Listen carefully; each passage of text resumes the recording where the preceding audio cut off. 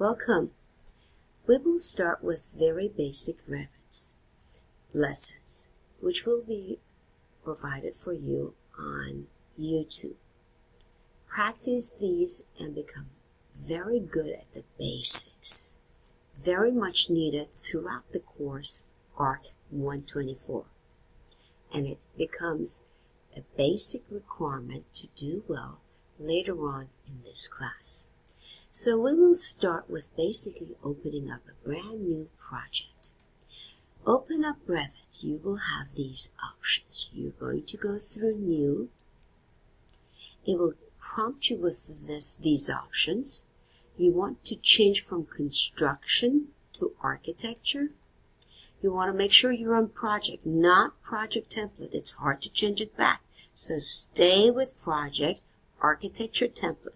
The first few steps are extremely critical. Say OK.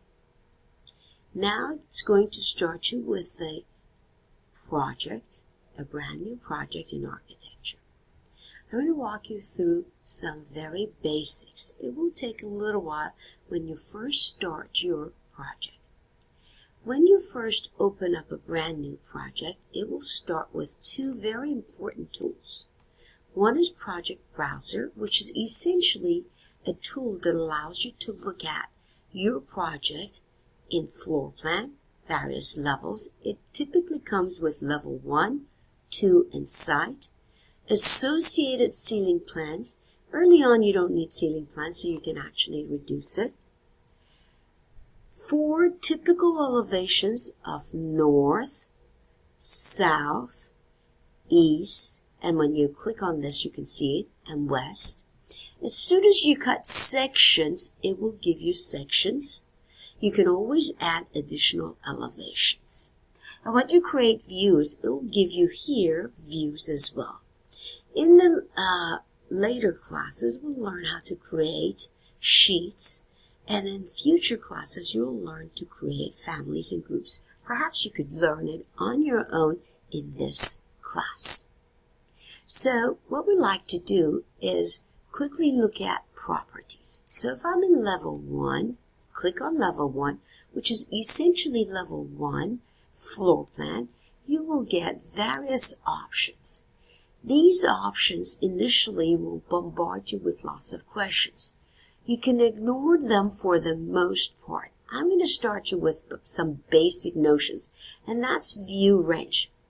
When you draw floor plan, essentially you're deciding where you're cutting the building looking straight down 90 degrees. As I told you in ARC 123, we typically cut it at 3 feet or 4 feet looking straight down. Revit has chosen you 4 feet. You can change that to 3 feet if you wish. You need these two browsers, these two tools to use all the time. Learn to wiggle them, and you can move them by just putting your cursor here, dragging it back and forth, dragging it back and forth. I like to place this over here, bring it all the way up to the side. Don't cover this tool.